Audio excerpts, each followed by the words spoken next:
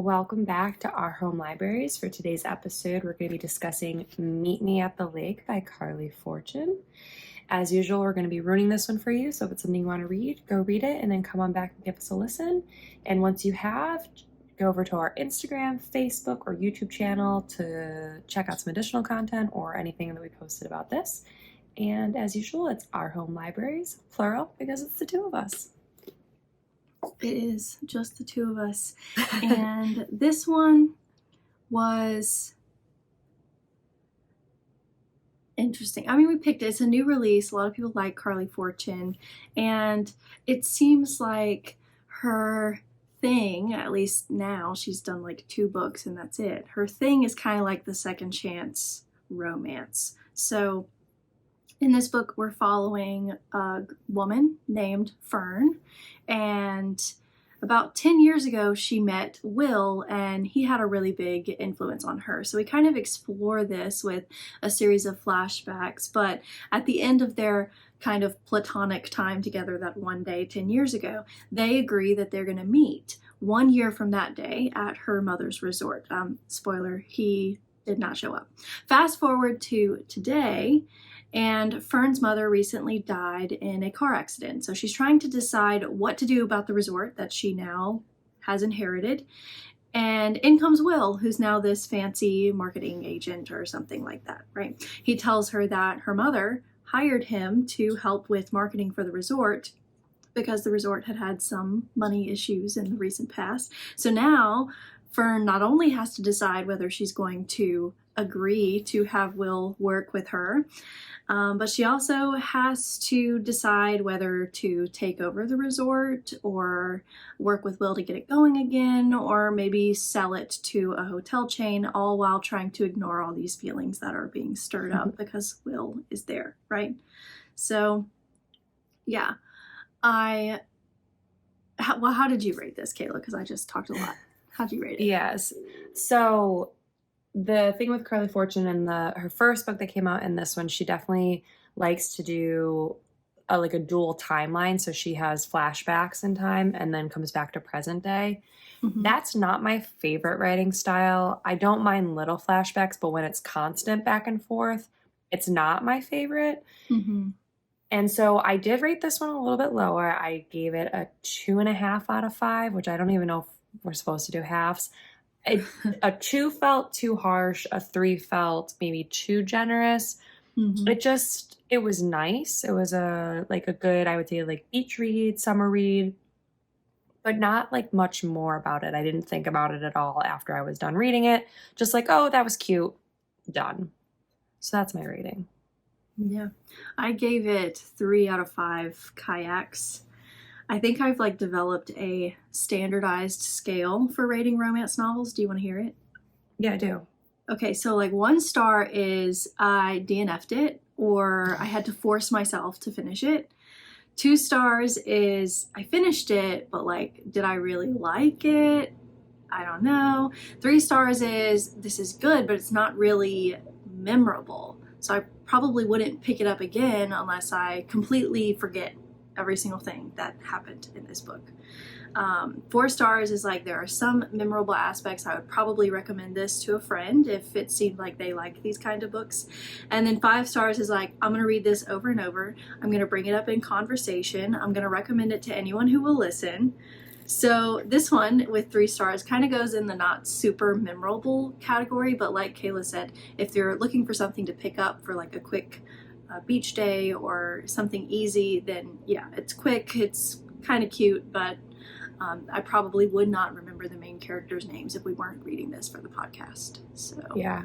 And I guess now that I know your scale, I'm going to take my own bias out of it where I don't like dual timelines continually through where every other chapter is back and forth. If I take that out of it, definitely a 3. It's nice. I read it. And that's it. But sometimes you can't read things without thinking about the things that you don't like. Because just because other people like the dual timeline thing doesn't mean you do. Kayla and I talk about timeline stuff a lot because she does not like things that play with time or no. Avengers, the whole Endgame. Like bullshit. she was like, no, I can't watch that. I think I was I irate. can't do the time Might be travel the stuff. right term. It just like really bugs me. And like X-Men Days of Future Past, that now my mind is so fouled up because did any of the other movies happen? Yeah. You go down a rabbit hole. We shouldn't, just done, because I will spiral. Yeah, it's interesting because the Flash movie that just came out, it's kind of doing like a Flashpoint thing, which in the DC universe is where the Flash runs back in time and like resets everything.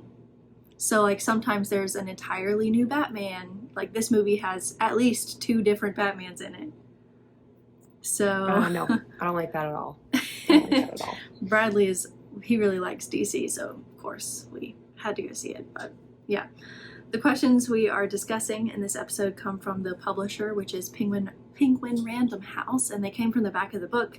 It seems like at the time that we're recording this, at the time that we read this, they weren't really available online in any form yet, but I'll keep looking and I will add a link if at any point we find it online. But Fern and Will, our main characters, they kind of develop a close bond over a single day.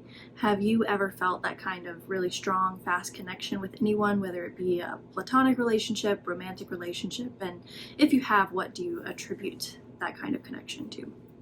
Honestly, that's like every single important relationship in my life, like outside of my sister, my family, like any friends that I've met that are very important to me. And same like with my husband, I was like, oh, I like that person. I don't even know what it is. It's like this like instantaneous like thing. Like I was walking into pharmacy school the first day, and the person that I happened to walk in next to, I was just like, huh, I like you. We're still best friends. I'm going to be seeing her this weekend.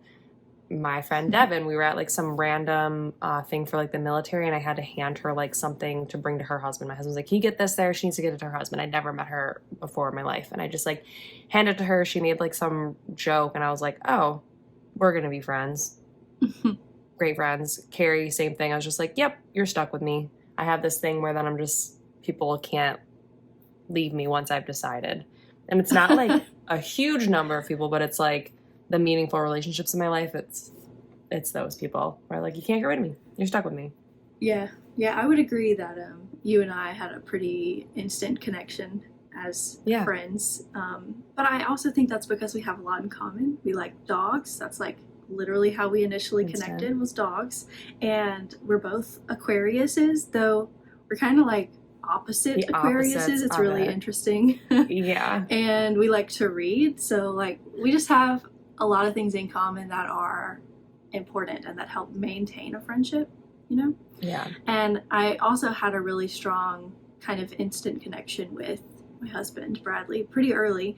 And I entirely attribute that to we have had a really open communication style, like from the first date. We were talking about all the things that you're not supposed to talk about on a first date. Exes, kids, religion, politics, all those things. We talked about it, and I totally attribute that kind of open communication to the instant connection that we had. Yeah, for sure.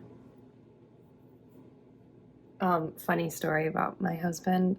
We were like in a group of people like in high school, and someone was like, Kayla, who's your type? What's your type? And I said, Jeff, period. Like I said my husband's name. And now you're married. It's like Jeff, period. So yeah. I wouldn't really say that I have a type, but I've always been the kind of person who believes that if you date the same type of people over and over again, then you're going to have the same outcome. And I tell that to everybody, because my mom at one point was like, he's not even really your type. And I'm like, okay, so the previous guy I dated was like this and this and this and this, and now the guy I'm dating now is like totally opposite. Like, why would I date essentially the same person? They just have a different name and they look different. I'm gonna get the same outcome. Expect a different outcome. Yeah, exactly. So I always tried to like mix it up. I kind of went like back and forth. I would date like a blonde, and then I'd date a brunette, and then I'd date a blonde, and then as if that was different enough. That's the only difference. Totally different personalities as well. So yeah. Anyway, we can also kind of talk about how life stages play into friendships. So with Fern and with Will, how do you think life stages played into how they first met? And do you think that at another time they would have been drawn to each other like they were initially? I think so. I just think it's a matter of like timing is everything. When they met each other, they both were in relationships and they weren't gonna like cross that line, even though they had this like intense like magnetism towards one another. Mm-hmm. So yeah, timing is everything. I think that their connection still would have been strong no matter when it was that they met. It's just that when they did originally meet, they weren't in a position to veer from platonic, I guess. I kind of like disagree. I'm not sure that their connection would have been as strong Mm. because I feel like initially we have Fern wanting to stay in the city and needing someone to affirm to her that it is okay that she stays in the city, and then in walks Will, who's like, I'm going to show you around and you can live your own life, and like that's just what she needed at that time in her life. And I'm not sure, especially because he's so different from Then 10 when they years first ago. And that change happened like months later. We later find out like why his entire life changed and his whole career path and everything like that. But yeah, I don't know if it would have been as instant a connection later on.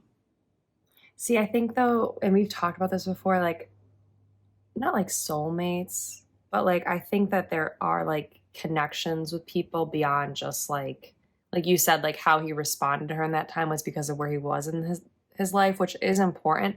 But I just think like that there was going to be something that maybe was going to draw them together. That's what I believe in. We don't have to go down that rabbit hole. I don't know if I believe in soulmates. I don't know. We've gone down that rabbit hole before. We can today. We're just bringing up all of our rabbit holes. Yeah. So in chapter 5, Fern kind of thinks to herself that secrets are really the key to close friendships, as in like, I'm not sure I understand this question. Does it mean like as in keeping secrets are key, or not having secrets is key? Yeah, I didn't really get it either. It's so funny you said that because I don't think that really secrets played like a huge role in this book besides like Fern had like a really good friend where they were at different like stages in their life. So I don't think they were like sharing as much, but I don't view it as keeping secrets from one another, nor do I view it holding on to secrets for each other.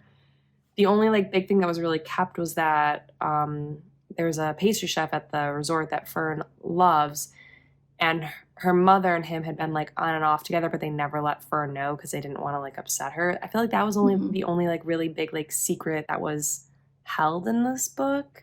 And to me, that's just like sad, like her mom missed out on that opportunity, which we'll get to in a future question. So no, I don't really get the question. And this was like by the publisher. Maybe when I answered it, I would just viewed it as like how you trust people. So like I think that Fern like views trust as very important. Yeah. Yeah, maybe. I don't know. I do think that the person that you're in a romantic relationship should be like your closest friend and a big confidant for you. Sure. But yeah, like having secrets and like sharing secrets it doesn't automatically make somebody a good friend. Yeah. However, this question is worded. Whatever way it's trying to get to it. I think I'm not that sure. Fern wants trust and that's important in relationships. That's what I'm going to summarize it as. Okay, we'll skip that question, even though we already talked about it. Don't have much else to say.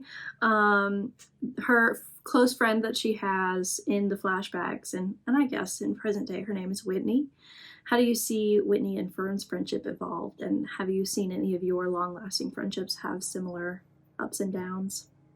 Of course. I mean, every relationship has ups and downs, and it's just a matter of like, sometimes you're just in different places in your lives. Like when you have, like my husband and I have had a daughter, if we have had friends that haven't had kids yet, it's just a slightly different spot in your lives. Nothing wrong with it, but like our kid's bedtime is 7:30. So that impacts some decisions we make.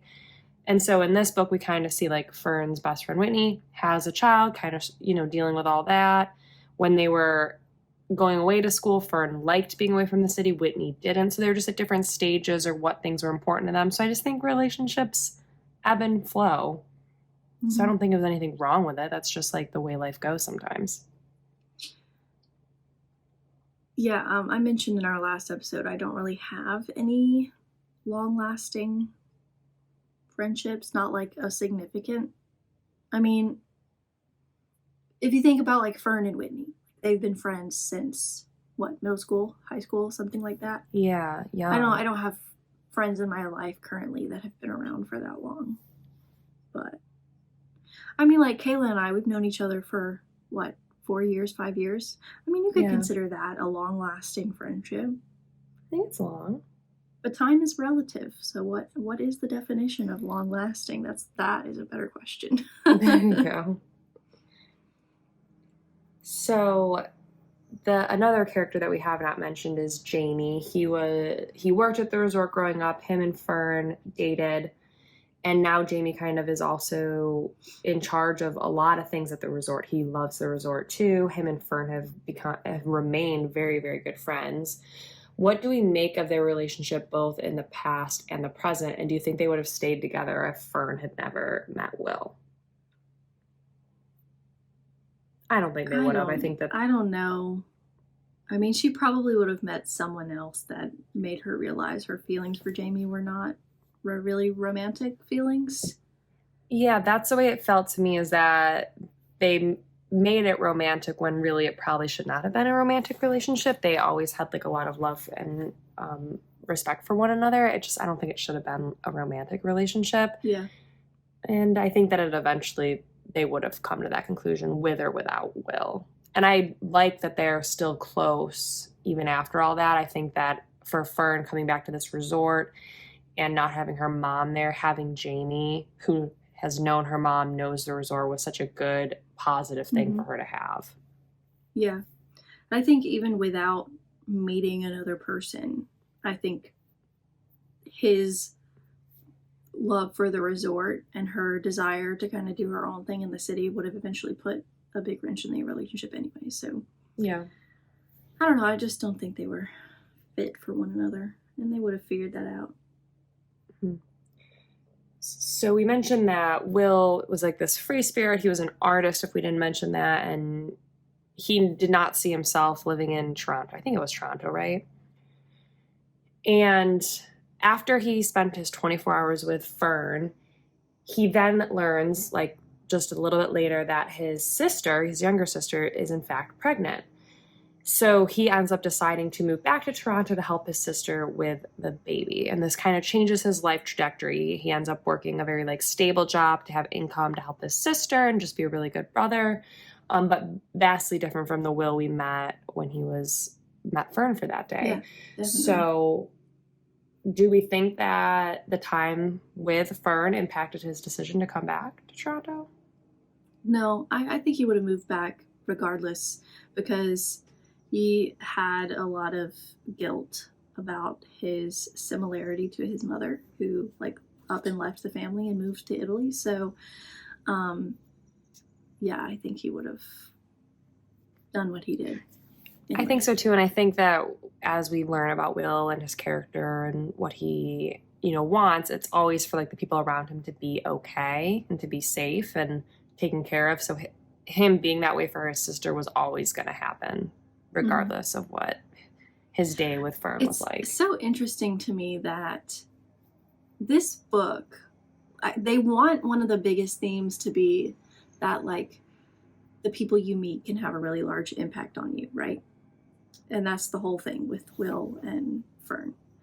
But then all these questions that we're answering, it's kind of like, well, it doesn't really matter that they met because this and this and this would have happened eventually anyway. Like meeting just kind of like sped that timeline up a little bit, but it doesn't change the end result. So interesting. Maybe that says something about fate playing a bigger role than people you meet along the way. Who knows? But in present day, Fern is in her 30s and she thinks that men are just not worth the effort. So she's kind of on a hiatus from relationships. She decides to give her relationship with Will a chance despite his actions, despite the secrets he's kept. Would you have done the same in her shoes? Yeah, because to me, it's a new relationship. Like they're both now in their 30s. It's vastly different than 10 years ago. And when you start a relationship, I guess, contrary to how Bradley and Carrie started, you don't need to tell someone everything right away. So this question makes it seem like Will was keeping like all these secrets, but he was just dealing with some family stuff that I would not necessarily, not like that's it's a burden, but you wouldn't put that on someone you're just starting to date. So I don't see like any issue with it, and I think that it's good that Fern had like gave him a chance to see where things were going. Carrie I disagrees. disagree. She could tell by my face. Sure, we can forgive Will for not showing up at the dock 9 years ago when they said I mean, they that were was gonna shitty. like, sure, we can forgive him for that because things happen, you know. He could have been in a car wreck. We don't know. We do know, but whatever. Um, and sure, that it's a new relationship, but from that one day that they spent together, they already shared a lot of things about their lives. She already knew he had a sister. She just didn't know said sister was pregnant because he didn't know at the time. He already knew things about Jamie. He already knew things about her mother that she vented about. So I feel that, you know, he does a lot of things that I would consider red flags, like taking the private phone calls with his sister because, like, she knows he has a sister. So does it have to be a private phone call? And not like fully answering questions. He kind of like skirts around answers. I don't like that. He's pretty evasive. I don't know. I would not have, specifically for Will, I would not have continued to give him a chance. Okay. But also, my life experience tells me that these things are red flags, and maybe she just had not experienced these things as red flags before. Okay, who knows? Or the typical, you just really like someone and you ignore things, which Yeah, happens to happens. everybody. Yep, sure does. So I mentioned it. Oh no, regroup. Fern carries around a lot of guilt when it comes to her mother. What do you think of Maggie and Fern's relationship? Do you think Fern's decision to stay on at the resort is driven by guilt or something else? I think that mother-daughter relationships are complicated, and it can be difficult when your mother has an expectation of you that you don't want to fulfill. I think she ultimately stays at the resort because she doesn't want to see her mother's life work go down the drain. Selling to a developer is a no. Selling to a hotel chain means that they would take a lot of the charm and the life out of the property. I think she stays because it's the right thing to do and because she finds that she enjoys the work more than she initially thought that she would. So, Yeah, I had said the same thing that, relationships are complicated, even especially those between parents and children. And I do think though that Fern loves the resort and loves, mhm. like that it has a memory of her mother. So I agree with everything that you said. And I think also too that Fern had this dream of opening at a very specific location in Toronto, and that opportunity kind of presents itself as all of this is happening. But Mhm. that, sometimes dreams change and what you want changes. And so I think like being back at the resort kind of changed her perspective. She went out and like did things, without her mom, had accomplishments, just for herself. So I think like that was something important that she didn't realize she needed. She needed to have a break from the resort, but then being back maybe changed Yeah. what she thought she wanted. So. And not being at the resort right out of college, kind of doing her own thing, it gave her the experience that she needed to then go and run a business like the resort, you know? Yeah, So, and if absolutely. she had not done that, it would have been like her mom's teaching her literally everything. And sometimes it's good to not to have someone other than your parents teaching you Yeah, the way to do certain things, I guess. absolutely. So, yeah. We kind of mentioned one character, Peter, he's a side character, and her mother is named Maggie. They kind of had a little off and on relationship. Do you view their love story as sad or happy? It's super sad. I Yeah, feel like Maggie it's was a like little really of both. selfish about it. Yeah. Yeah, I agree I with mean, you. Peter seemed fine and like thankful for the relationship, how he had it. But Mhm. it's like, I think that it could have been a really good thing for Fern, because when she spiraled out in high school, it had issues to do with like information about her father that she had no relationship with, and how her mother like felt as like a young woman finding out that she was having a child. Yeah. And I think that like if Maggie and Peter were like in a substantial relationship and Fern like saw that, it could have eased some of that like Yeah. turmoil for her, maybe. I don't know.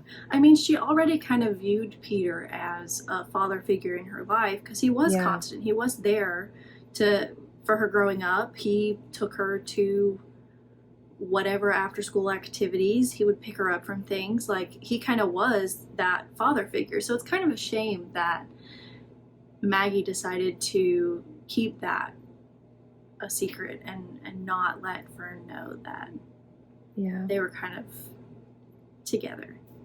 I don't know. Yeah. It would have been great if they had, I don't know, like communicated, because Yeah. because they had feelings for one another as teenagers, but like neither of them would just come out and say it, like communicate about that. And like Fern could have been Peter's kid if they had communicated about the fact that they had feelings for one another. But Peter, he says he's just happy to be with her when he could be. So I don't know. Sad that it wasn't shared. Happy that in the It end happened. Peter seemed satisfied with the time that they spent together. So Yeah. But you know, sometimes life doesn't work out as we want it to, and that is one of the major themes of this book. So for our last question, does your life look like it pictured when you were younger? Like, does your life look like you had pictured it when you were younger? That's a wording. English. I guess not. I don't know that I didn't like picture things, I guess, for myself. I just like had certain goals that I wanted to meet. So parts of my life are kind of like goals that I set that I did accomplish. I guess the one thing is that I always figured I would be living really close to my parents and my sister. So that's something that's kind of shocking to me, that I live nowhere near them. So that's different than I would have originally thought. But yeah, I mean, I'm good. I'm good with my life. So what about you? I want to say that, no. I feel like every young girl kind of pictures that life where you're married to your high school sweetheart, married to your high school sweetheart, and you have kids and you own a house. Kayla has all those things, which I'd like to point out. That's kind of like the dream when you're a kid, right? And I think that my view of my future changed a lot when I broke up with my high school boyfriend after my freshman year of college. I started to think a lot more about my career and started to prioritize that over romantic relationships. But I'm getting there. I've got the marriage and we're thinking about the kids. We're planning for a house and we'll get there with time. Yeah. And that's the thing, I think. That's a thing married people do, gardening. Sure. Growing tomatoes on my balcony. Miniature homesteading is all the rage right now. So it's so funny because we went to Lowe's to pick up these seedlings. We didn't start early enough to start from seeds, but we picked up these seedlings and we got in the car and I said, Bradley, I think that this is the first time that I felt like I'm a married person, because we're doing married people shit right now. We went and bought plants for our balcony garden. There you go. Doing the whole thing. I really am. Next step is a dog. Actually, next step is probably a house. Yeah, get the house. And then a dog. Well, that was it for Meet Me at the Lake. If you're looking for a light summer read, maybe give that one a go. What do we have coming up next? Our next episode is going to be Fourth Wing by Rebecca Yaros. This has really taken off on social media in the last couple months. Seems like, and you literally can't get the book anywhere. Yeah, everybody and their mother is reading it. At the time that we're recording this, it's sold out basically everywhere. We've looked at Amazon, we've looked at Walmart, I sent my husband. We've looked at my husband Barnes went multiple Noble. places for me. Yeah. Yeah, and apparently Not called there. people, and yeah, it's sold out. So we're gonna have to resort to buying the ebook, which is my personal least favorite way to read. But I'll Same. do it because I literally can't find it any other Anywhere way. else. Yeah. I wish I just want a physical book, but that's all right. Yeah, So we're gonna it'll be buy fine. it. We are. We're gonna read it. It's all the So rage. there we go. Thanks everyone for tuning in. As usual, give any of our previous episodes a listen. For this one, we're doing a lobster emoji. No, we're doing for this one. We're doing a leaf. I changed A it on mine. leaf. We did a lobster for Happy Place. A leaf. That feels more appropriate for lake life. A leaf emoji. And yeah, leave us some comments, anything you want. And thanks again for listening. And we'll speak with you guys next time. Yeah. Bye. Bye.